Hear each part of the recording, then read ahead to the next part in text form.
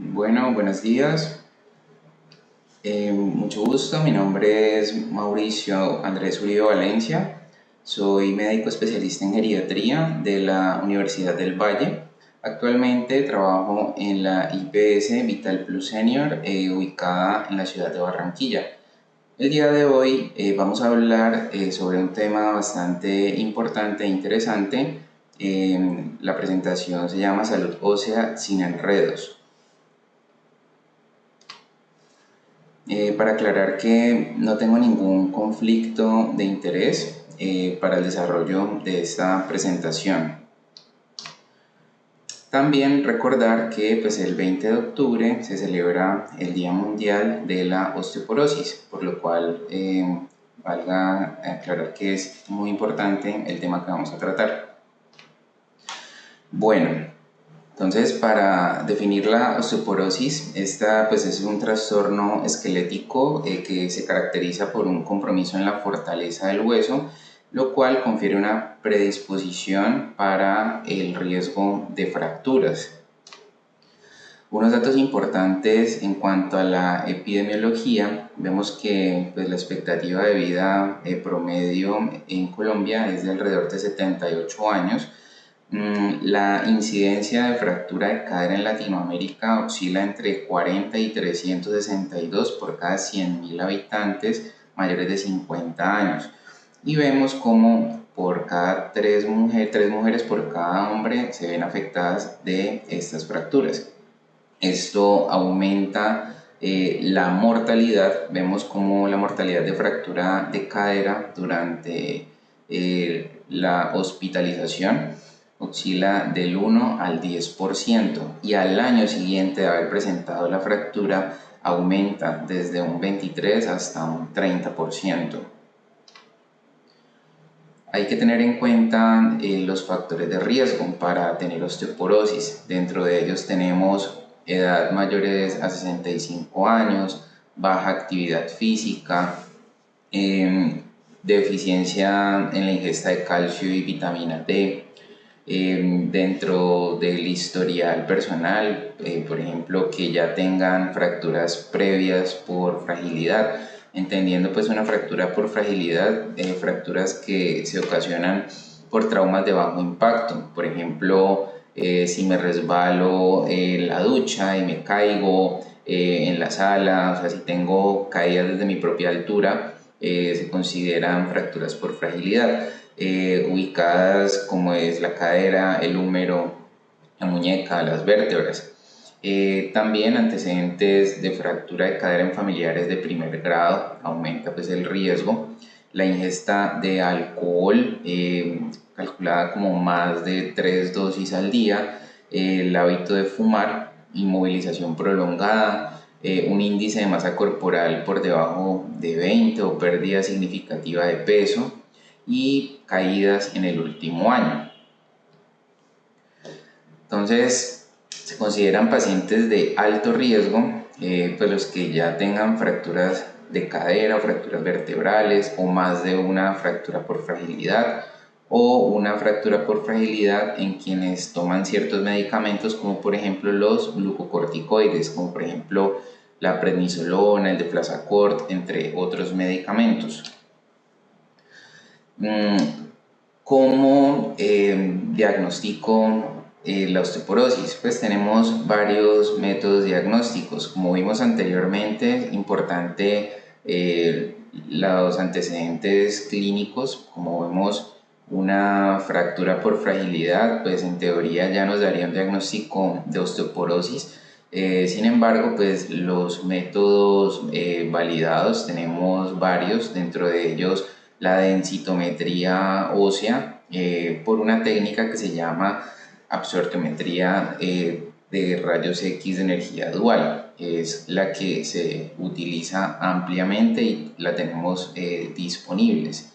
Pero tenemos otros métodos como podemos observar acá en la imagen. Sin embargo, pues la densitometría ósea es el método de elección.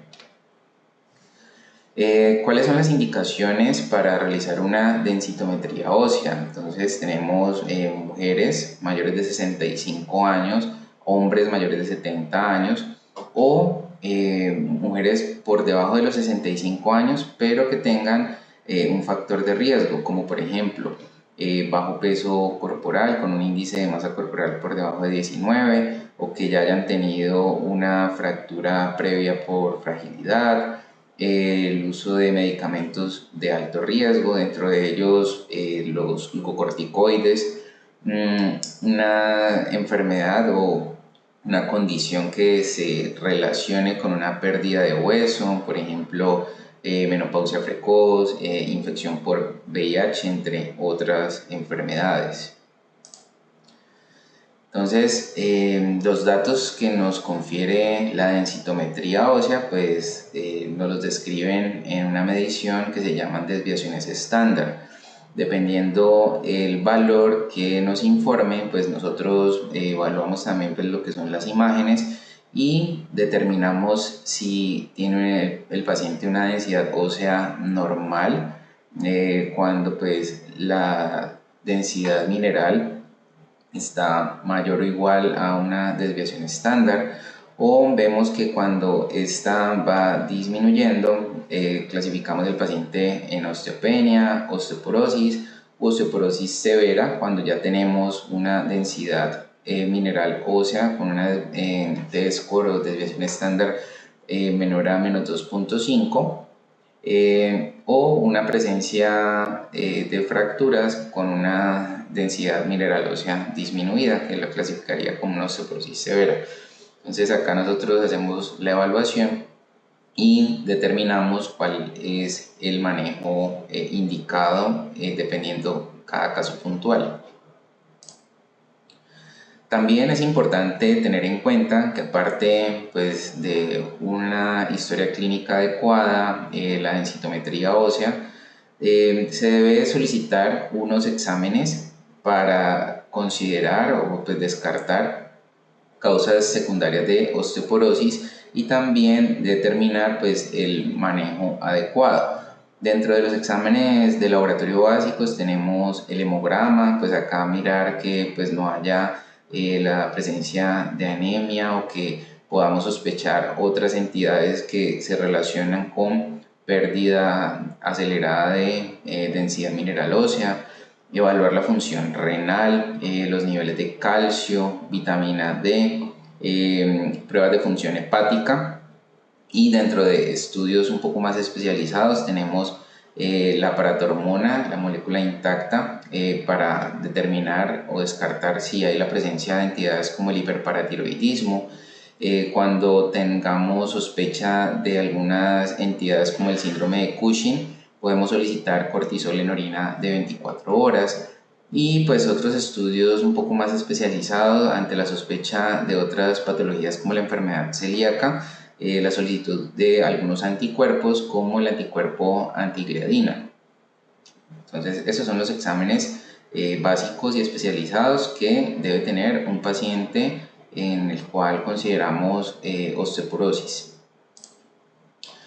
Bueno, es importante tener en cuenta que el pilar fundamental en el tratamiento o pues el abordaje integral de la osteoporosis es la prevención de fracturas, ya que pues como vimos anteriormente, las fracturas se asocian con pérdida de la autonomía de los pacientes, aumenta la mortalidad y pues esto deteriora la calidad de vida tanto para el paciente como para su núcleo familiar.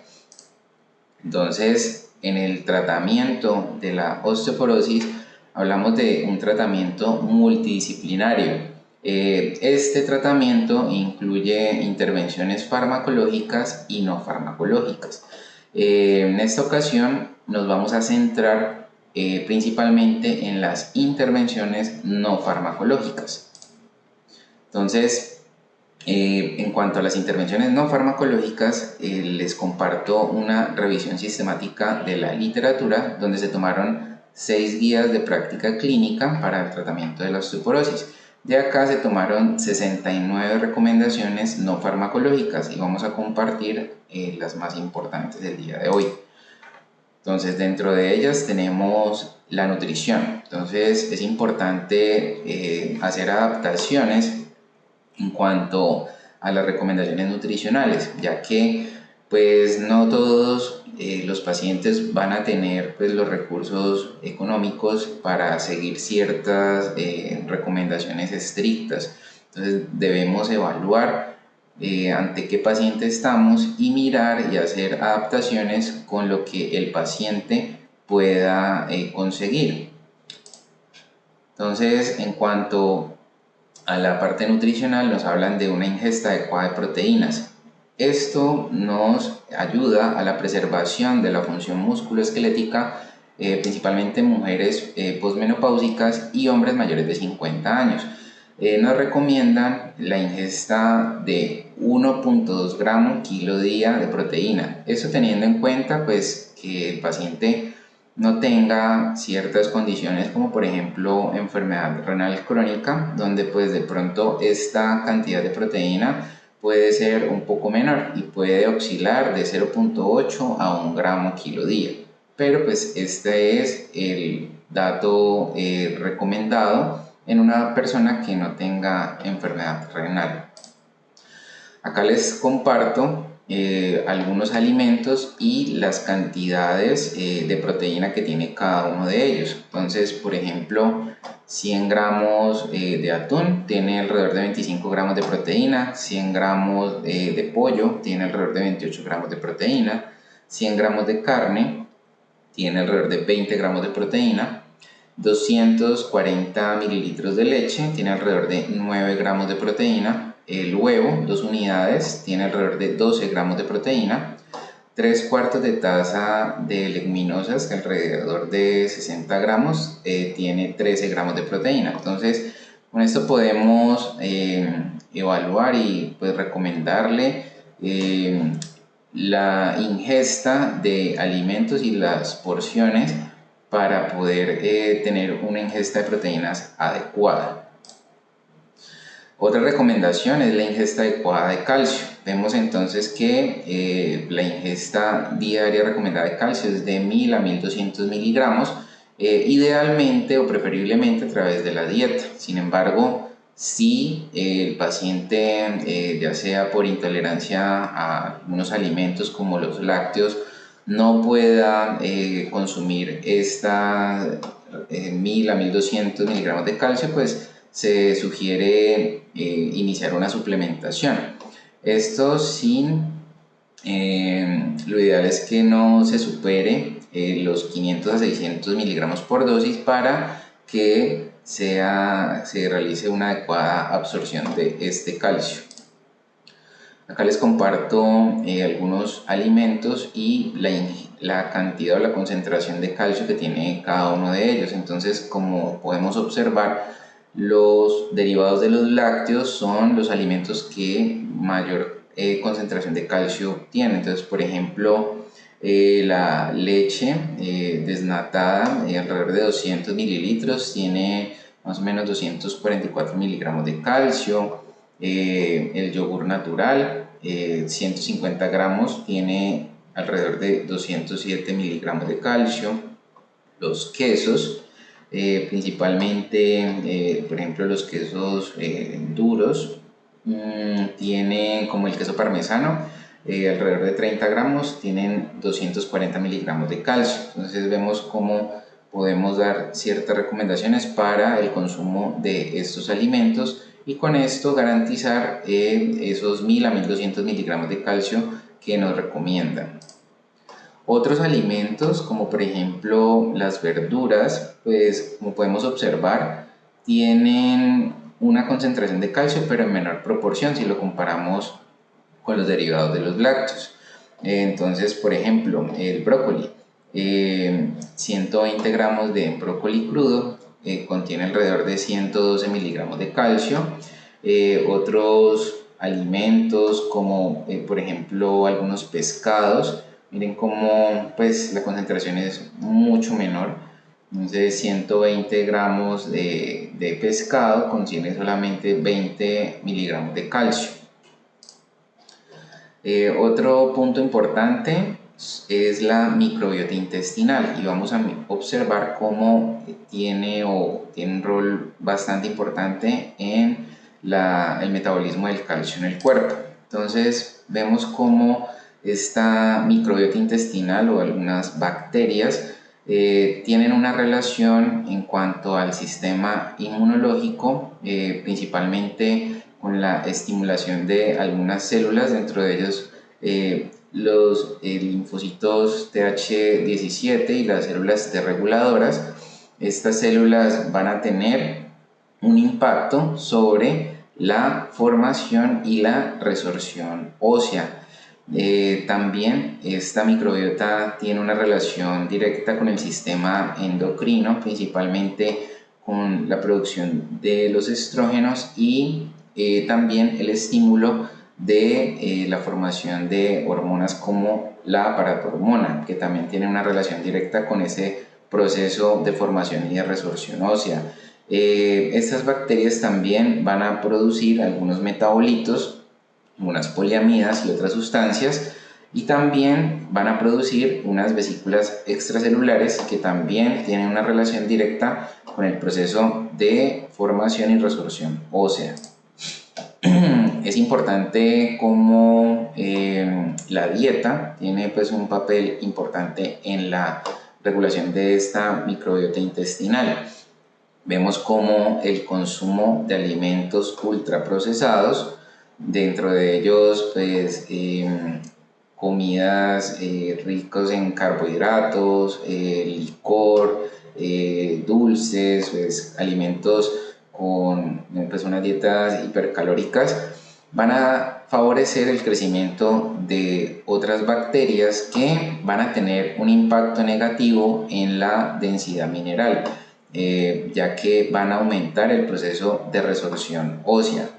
Sin embargo, vemos como la dieta, cuando se disminuye estos alimentos ultraprocesados, esto sí me va a aumentar las bacterias pues que van a tener un impacto positivo, un impacto benéfico en cuanto a la densidad mineral, ya que van a aumentar el proceso de formación ósea y van a disminuir el proceso de resorción. Esto va a dar como resultado pues que tengamos unos huesos saludables y va a disminuir en gran medida pues el riesgo de tener osteoporosis, o en los pacientes que ya tienen una osteoporosis vemos cómo la densidad mineral se puede mantener. Otra recomendación importante es la vitamina D. Entonces se sugiere la medición de vitamina D25 hidroxi en pacientes con osteoporosis o en riesgo de tener insuficiencia de esta vitamina, y el objetivo es mantener unos niveles por encima de 30 nanogramos por mililitro en pacientes ya pues que presentan una osteoporosis.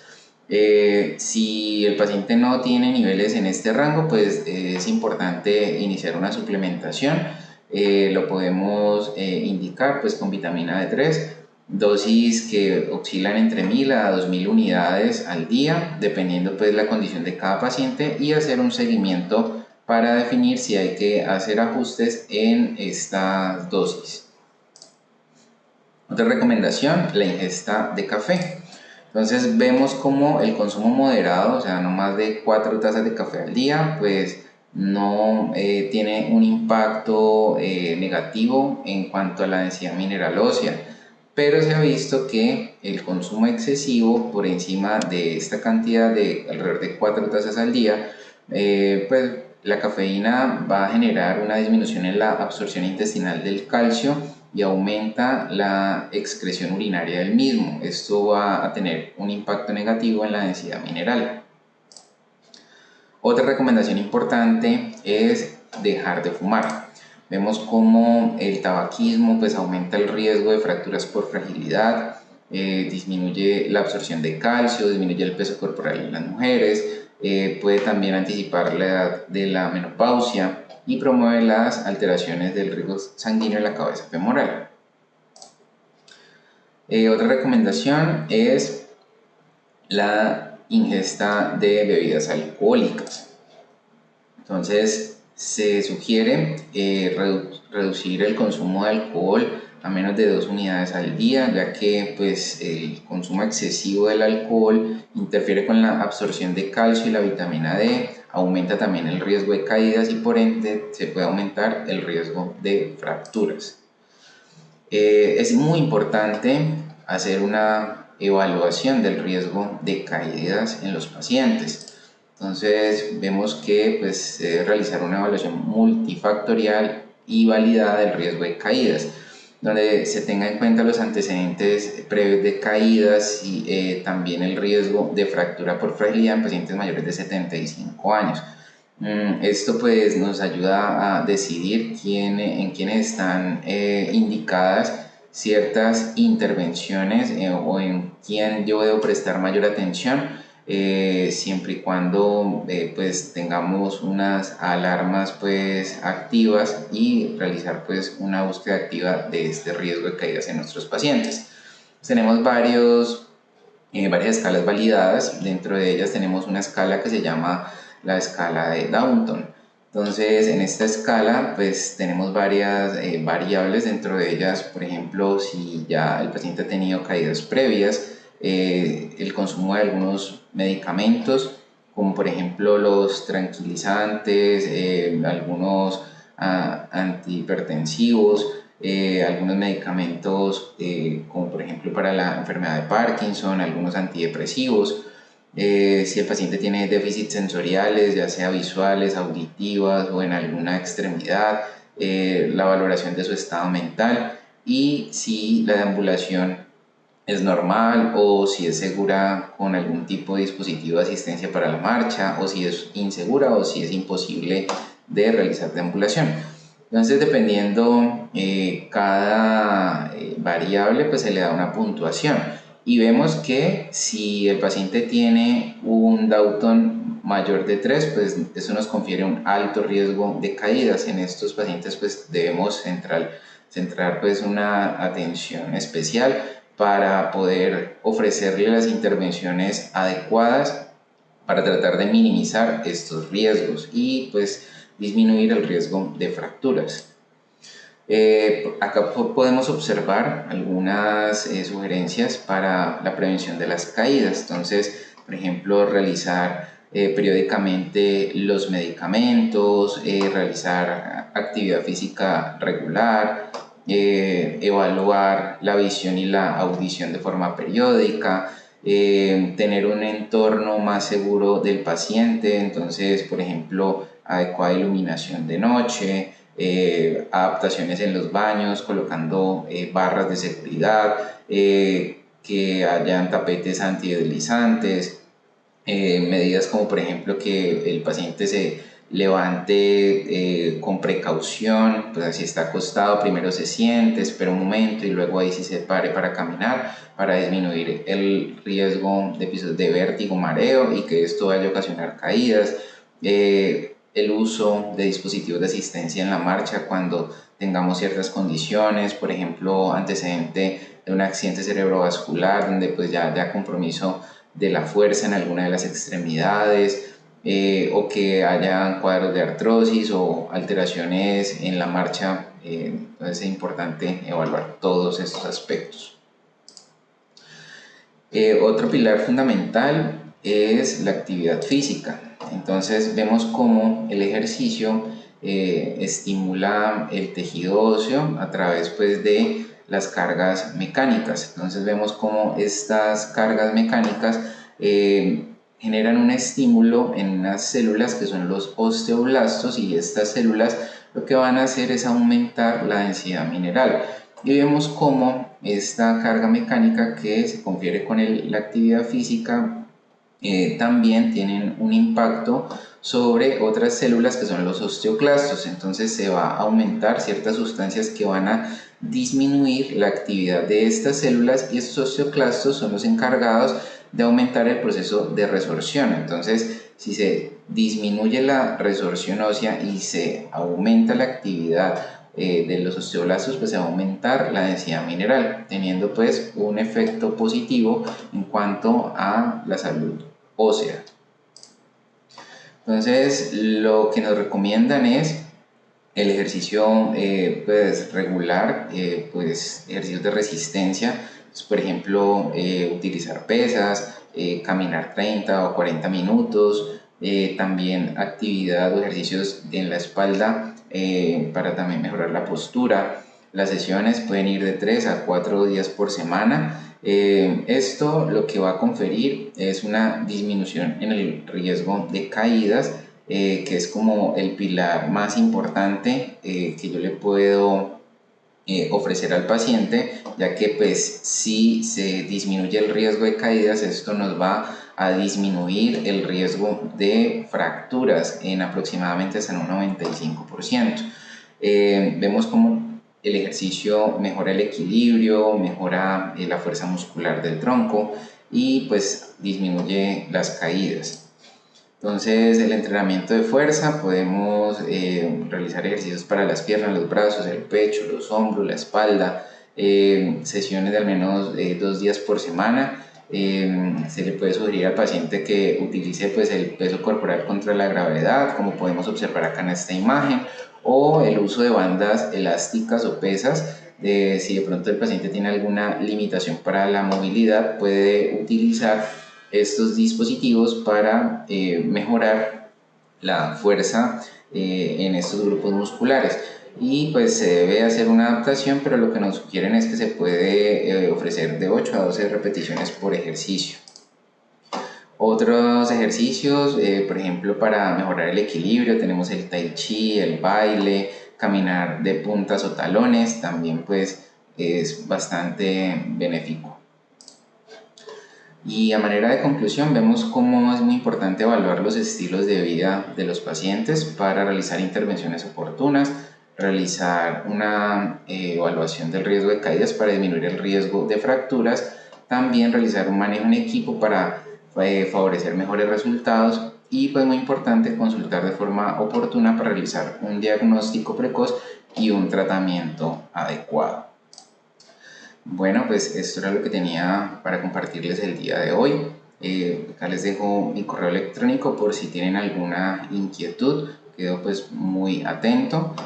También los invito para que nos sigan en las redes sociales y consulten en la IPS Vital Plus Senior, donde estaremos prestos a atenderlos. Muchas gracias.